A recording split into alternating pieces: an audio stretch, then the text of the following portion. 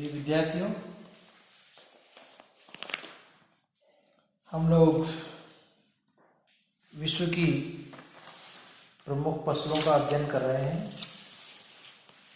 आज हम कपास का अध्ययन करेंगे। तो आइए सबसे पहले जानते हैं कपास के लिए क्या भौगोलिक दशाएं आवश्यक होती है। देखिए, कपास एक रेशेदार फसल है जिसके फल से रुई प्राप्त होती है। कपास के बीज को बिनोला कहते हैं, जिससे निकालने गए तेल का उपयोग खाद्य तेल के रूप में और साबुन आदि बनाने के लिए किया जाता है। रुई से धागा और धागे से महीन और मोटे सभी तरह के वस्त्र बनाए जाते हैं।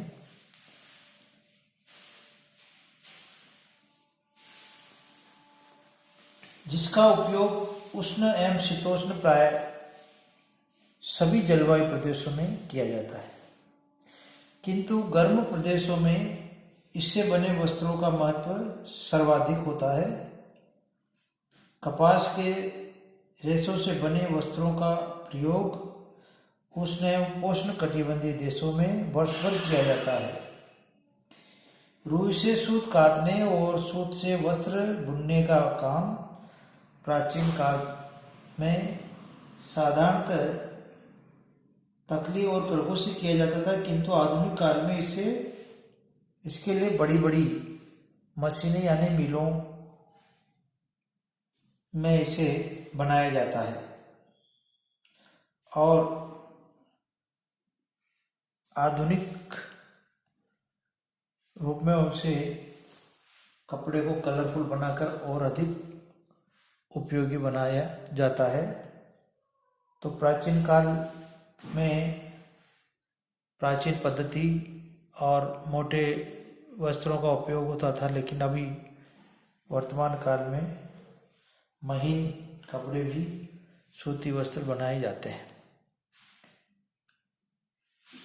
देखिए, जो कपास है वो उपोष्ण कटिबंधीय फसल है, इसलिए अगर आवश्यक भौगोलिक दशा में देखें तो इसके लिए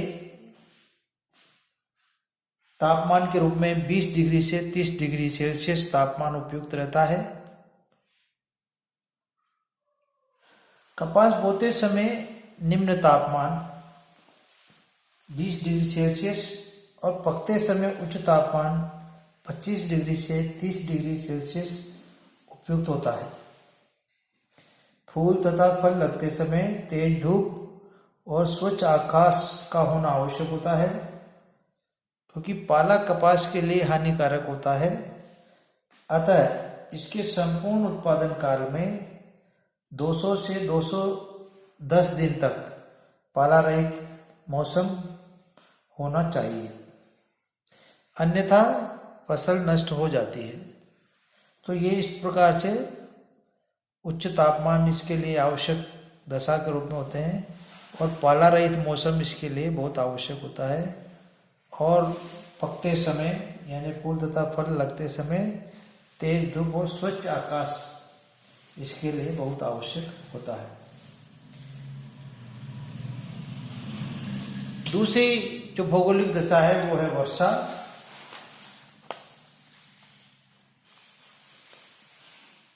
देखिए, कपास की फसल के लिए 75 सेंटीमीटर से 100 सेंटीमीटर वार्षिक वर्षा उपयुक्त होती है। अगर इससे कम यानी 75 सेंटीमीटर से कम वर्षा होती है तो सिंचाई की आवश्यकता होती है ऐसे क्षेत्रों में जहां पर 75 सेंटीमीटर से कम वर्षा हो रही होती है। फसल तैयार होने पर अधिक वर्षा होने से कपास की डोडियां सड़ जाती है और गंदी हो जाती है। इसलिए डोडियों के खिलने के समय स्वच्छ समुद्री वायु लाभदायक होती है। यही कारण है समुद्र तटीय भागों में उत्तम प्रकार की कपास पैदा की जाती है। तो इस प्रकार से वर्षा भी ठीक ठाक, मतलब मध्यम तरह से 75 से 100 सेंटीमीटर तक वर्षा अति आवश्यक होती है। लेकिन उससे भी ज़्यादा महत्वपूर्ण यह है कि मौसम इसके लिए, जैसे डोडियाँ वगैरह जब खिलती है तो स्वच्छ रहना चाहिए। समुद्री वायु इसके लिए लाभदायक होती है, क्योंकि जैसे पकते समय अगर अधिक वर्षा हो गई तो फिर उसमें भी इसकी डोडियाँ खराब हो जाएगी तो फसल नष्ट हो जाती है। तीसरी जो भौगोलिक दशा है वो है धरातल, पहले इससे पहले मिट्टियाँ। तो देखिए कपास के लिए उपजाऊ मिट्टी की आवश्यकता होती है। इसके लिए चीका प्रधान दोमट मिट्टी और लावा निर्मित काली मिट्टी उत्तम मानी जाती है। इसके साथ साथ मिट्टी में चूने का थोड़ा अंश लाभदायक होता है, क्योंकि कपास का पौधा मिट्टी से अधिक पोषक तत्वों को नष्ट कर देता है। इसलिए मिट्टी की उर्वरता बनाए रखने के लिए गोबर, हड्डी और कंपोस्ट खादों के साथ ही रासायनिक उर्वरकों का भी प्रयोग किया जाता है, क्योंकि कपास का पौधा मिट्टी की उर्वरता को नष्ट कर देता है। तो मिट्टी की उर्वरता को बनाए रखने के लिए या उसे बढ़ाने के लिए विभिन्न प्रकार की उर्वरकों का उपयोग किया जाना आवश्यक होता है। तीसरी जो भौगोलिक दशा है जो कपास के लिए आवश्यक है वो है भूमि या धरातल।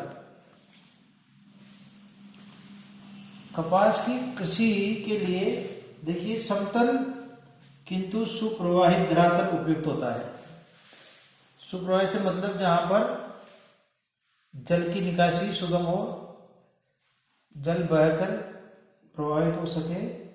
यानी कि अगर जैसे मान लीजिए वर्षा कम होती है तो फिर सिंचाई की आवश्यकता होती है, तो इसलिए समतल धरातल इसके लिए उपयुक्त होता है, क्योंकि खेत में जल एकत्रित होने से कपास की जड़ें गल जाती है। इसलिए सुप्रवाहित धरातल अत्यंत आवश्यक है।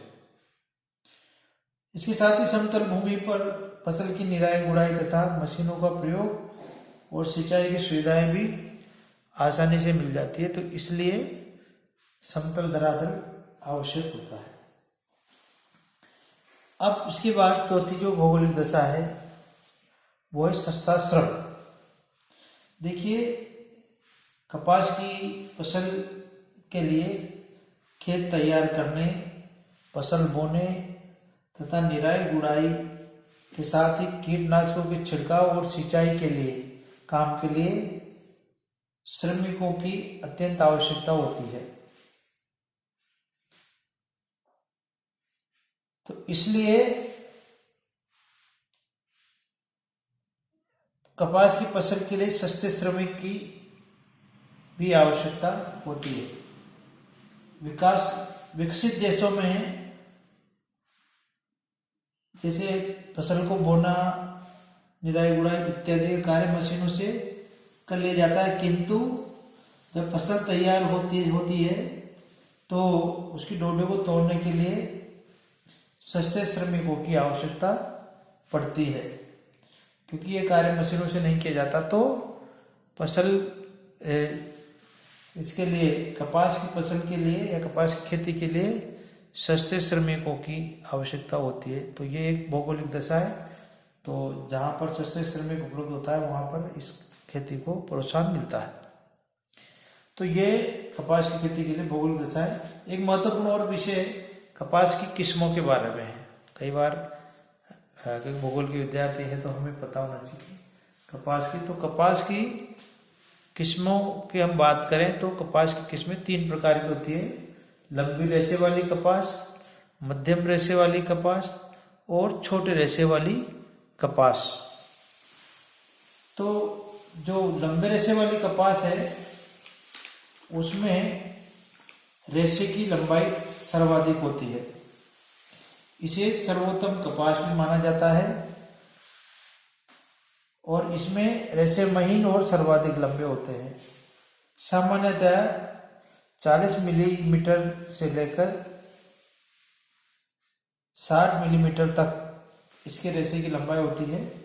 इस प्रकार की जो कपास है वो मिस्र में पैदा होती है, इसलिए इसको मिस्र की कपास के नाम से भी जाना जाता है। लंबे रेशे होने और चमकीले होने के कारण इसका प्रयोग उत्तम प्रकार के वस्त्र निर्माण में किया जाता है। लंबे रेशे वाली कपासों में एसमाउनी जो मिस्र में, टेंगिल पेरू में और समुद्र द्वीपीय कपास संयुक्त राज्य अमेरिका के फिजी द्वीप प्रमुख रूप से पैदा होती है। दूसरी है मध्यम रेशे वाली कपास। तो इस श्रेणी की कपास में रेशे की लंबाई 20 मिलीमीटर से लेकर 40 मिलीमीटर तक होती है और रेशा रेशम की तरह चमकीला होता है। विश्व में उगाई जाने वाली अधिकांश कपास इसी श्रेणी के अंतर्गत आती है। यह उत्तम प्रकार की कपास जिसका उत्पादन संयुक्त राज्य अमेरिका और लैटिन अमेरिका देशों के साथ रूस, मिस्र और पूर्वी अफ्रीकी देशों में भी किया जाता है। तीसरे प्रकार की होती है छोटे रेशे वाली कपास। इस श्रेणी की कपास में रेशे की लंबाई 20 मिलीमीटर से कम होती है और इसे घटिया किस्म की कपास माना जाता है क्योंकि इससे अधिकतर मोटे कपड़े बनाए जाते हैं और महीने उत्तम कपड़े के लिए यह उपयुक्त नहीं होती है। भारतीय उपमहाद्वीप में इस प्रकार की कपास उत्पन्न होती है, अतः इसे भारतीय कपास भी कहते हैं। इस प्रकार की कपास भारत, पाकिस्तान, बांग्लादेश, चीन तथा अन्य एशियाई देशों और ब्राजील में पैदा की जाती है। तो इस प्रकार से कपास की 3 प्रकार की किस्में होती है जिनको रेशे की लंबाई के आधार पर हम अलग अलग कर सकते हैं, लंबी, मध्यम और छोटे रेशे वाली कपास। अब कपास उत्पादक क्षेत्रों का अध्ययन हम अगले वीडियो में करेंगे। धन्यवाद।